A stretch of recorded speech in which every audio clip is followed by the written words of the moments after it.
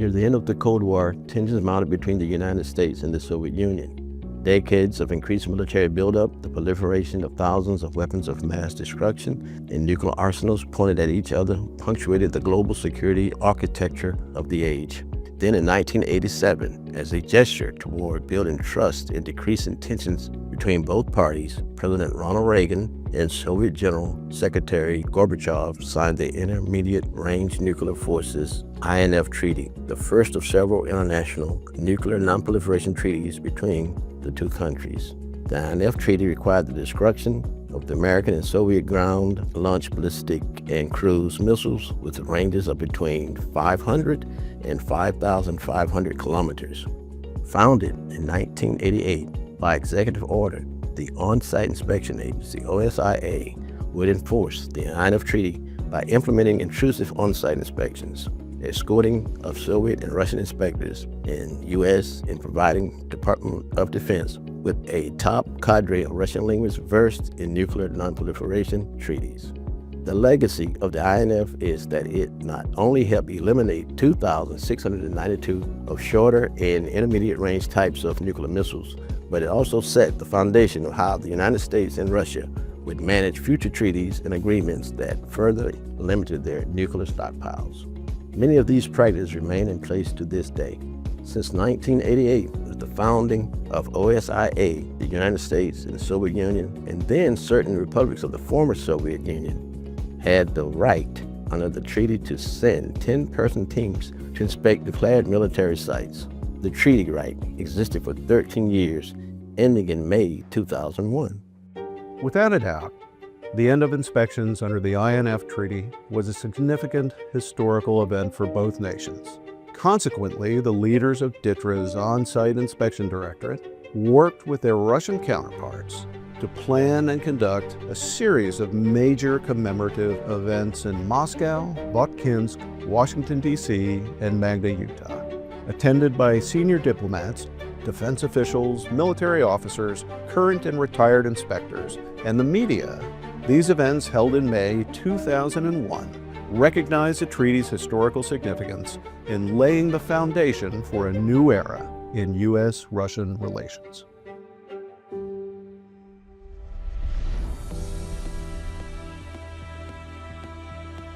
With the success of the INF Treaty and other treaties allowing for continued dialogue between the U.S. and the Soviet Union amid concrete steps toward decreasing the global nuclear arsenal, both nations signed the Strategic Arms Reduction Treaty, or START, in 1991, which mandated a further reduction in intercontinental ballistic missiles, or ICBMs, which was a different class of missile from the INF Treaty. The START Treaty was the first of several bilateral treaties that sought to limit ICBM stockpiles. START 1 capped the U.S. and USSR from deploying more than 6,000 nuclear warheads and 1,600 intercontinental ballistic missiles. The legacy of the START Treaty is that it was the first treaty between the U.S. and Russia that reduced a second class of nuclear missile, ICBMs, an entirely longer range and extremely destructive class of missile. It also set thresholds and further dialogue that enabled follow-on treaties well into the present day.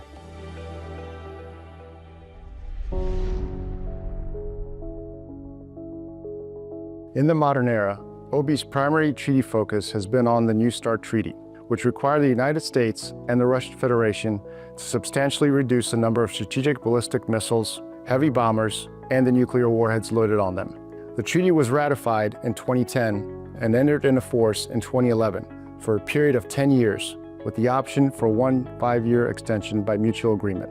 The major legacy of this treaty is that it sought the lowest ever thresholds for 700 deployed intercontinental ballistic missiles, ICBMs, and submarine-launched ballistic missiles, SLBMs, and 1,550 nuclear warheads on deployed ICBMs and SLBMs. Although the Russian Federation unilaterally suspended its participation in USTART in 2023, OB maintains training of its ever-ready Russian linguist program, inspectors, and escorts, sharpening their skills for potential future nuclear agreements with Russia.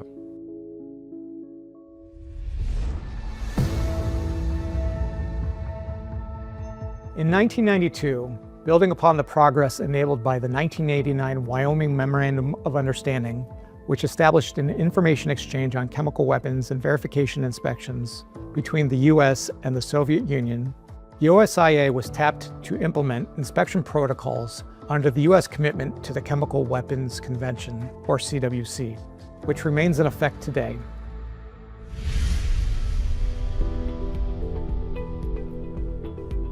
As another confidence-building measure among mainly conventional armed forces of NATO and Warsaw Pact, in 1992, 24 nations signed the Open Skies Treaty. The OSIA managed the United States' commitment to open skies, which permitted signatory states to conduct overhead surveillance flights of other signatory states' territories. It entered into force in 2002 and was a major trust and confidence-building measure between nations as a practical means of conducting their own open surveillance of each other under well-governed, treaty-permitted surveillance flights. Although the US and Russia later withdrew from the treaty by 2020, its legacy as a platform for future mutual observation and building trust and confidence between historical adversaries serves as a model for future international arms control treaties.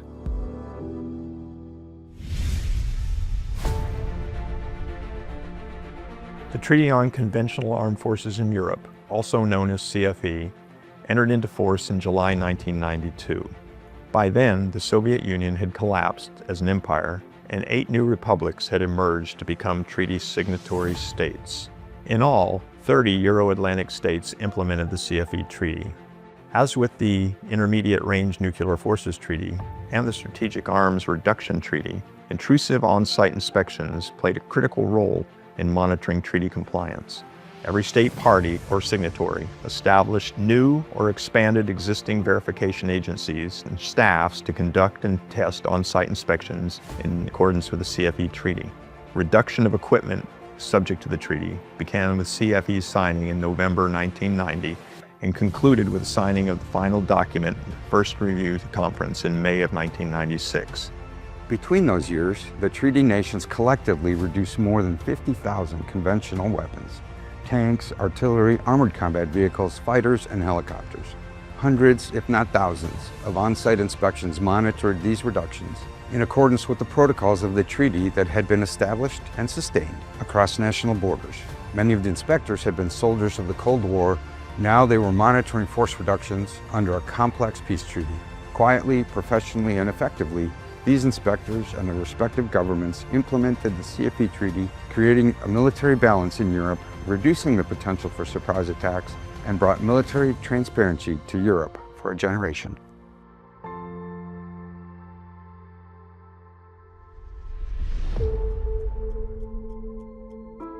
Of the threats circulating around the globe, perhaps none is as unpredictable or difficult to forecast as the threat of a rogue and unaccountable nation-state using nuclear weapons.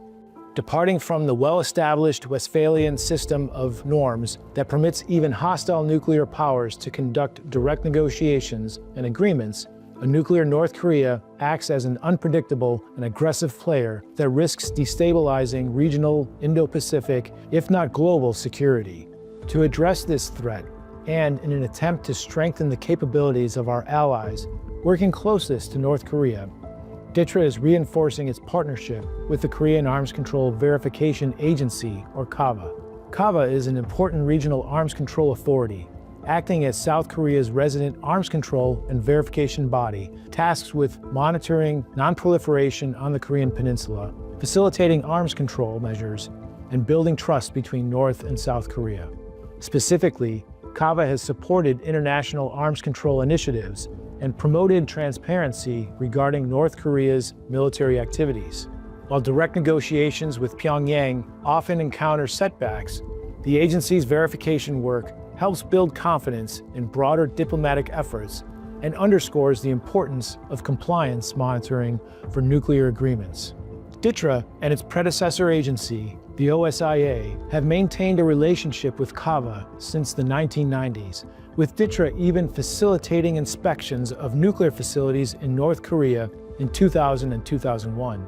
Within the present era, DTRA continues to work closely with KAVA to both maintain its operational capabilities and training capacities, while planning and simulating exercises for future denuclearization and inspection activities in North Korea.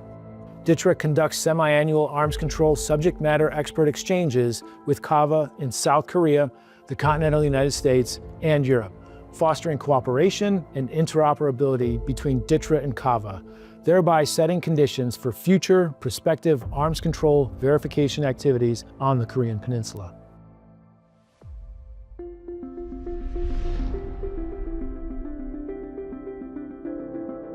As the threat of international proliferation of WMDs grew ever more real, a 2002 operation with the United States and Spanish navies to interdict a North Korean vessel, the Sosan, in the Arabian Sea, revealed gray areas in international law related to interdiction and the seizure of proliferation materials. By the next year, the operation led to the founding of the Proliferation Security Initiative by 11 like-minded countries. Established in 2003, the PSI is a global initiative of over 116 countries to interdict illicit WMDs, dual-use items, and other related materials, and strengthen international efforts, authorities, and the political will to enable WMD interdictions. OB supports the combatant commands, the Office of the Secretary of Defense, and the State Department in providing subject matter engagements, tabletop exercises, technical exchanges, live and port exercises, and overall continuity for the initiative, which continues to this day. PSI, as an initiative, has hosted over 215 events since its founding in 2003 and has served as a vehicle for multiple WMD interdictions, joint statements, and other counterproliferation actions.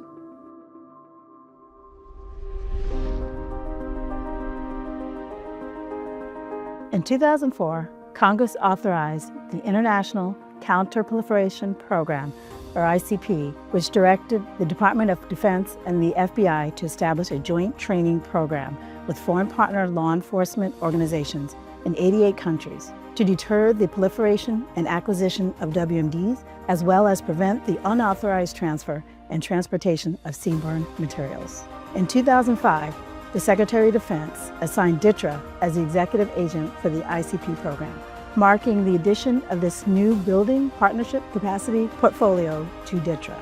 To the present day, DTRA provides WMD-related trainings, including WMD border security, WMD counterproliferation foundations, WMD hazardous materials, evidence collections and investigations, crime scene tabletop exercises, and national-level WMD response strategies for partner nations.